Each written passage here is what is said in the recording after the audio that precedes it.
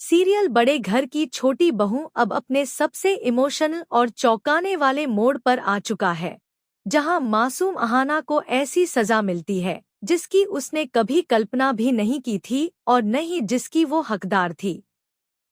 कहानी उस दिन से शुरू होती है जब बड़ी बुआ, जिनके मन में अहाना के लिए पहले से ही जलन और ईर्ष्या भरी हुई है, एक बेहद घटिया योजना बनाती हैं।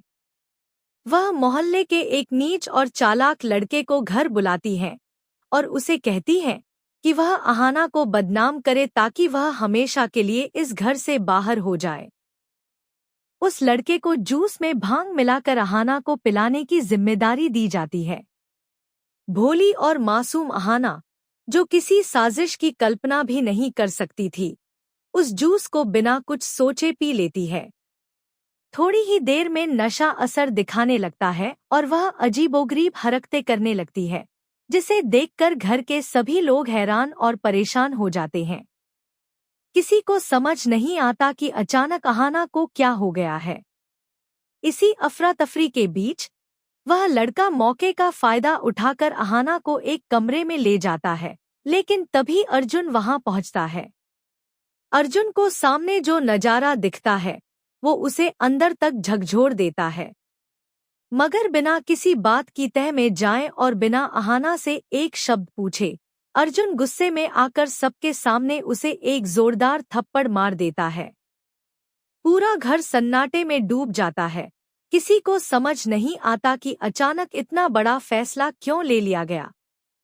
अहाना की आंखों से आंसू बहते हैं, लेकिन वो नशे की हालत में कुछ भी बोल पाने की स्थिति में नहीं होती। थोड़ी देर बाद जब नशा उतरता है और अहाना को होश आता है, तब उसे अपनी हालत और उस पर लगे आरोपों का अंदाजा होता है। वह टूट जाती है, लेकिन अब बहुत देर हो चुकी होती है। तभी वहां दुर्गा देवी आती हैं, पूरे गुस्से में भरी हुई, तमकते चेहरे और भारी कदमों के साथ, और बिना कुछ सुने, बिना कोई सफाई मांगे, सबके सामने घोषणा कर देती हैं कि अब अहाना का इस घर में कोई स्थान नहीं है। वह कहती हैं, तुमने इस परिवार की इज्जत मिट्टी में मिला दी है। मैं तुम्हें तुम्हारी माँ के घर भेज रही हूँ। यह सुनकर अहाना पूरी तरह टूट जाती है। उसकी आंखों से आंसू थमने का नाम नहीं लेते। वह रोती हुई कहती है, माँ, मैंने कुछ नहीं किया।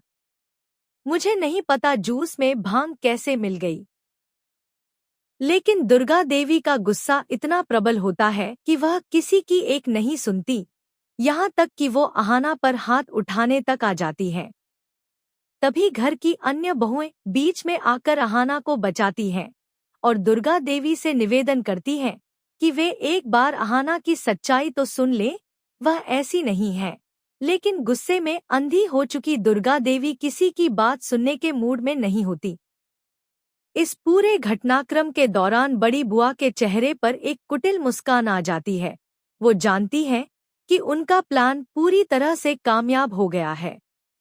उनके मन में अब ये विचार दौड़ने लगते हैं कि जैसे ही अहाना इस घर से जाएगी, घर की चाबियां, सत्ता और नियंत्रण सब कुछ उनके हाथ में आ जाएगा।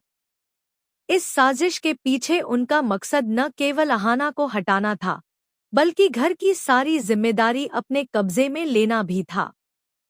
उधर जब अहाना को घर से निकाला जाता है, तो वह अपने कमरे में जाकर फूट फूट कर रोने लगती है।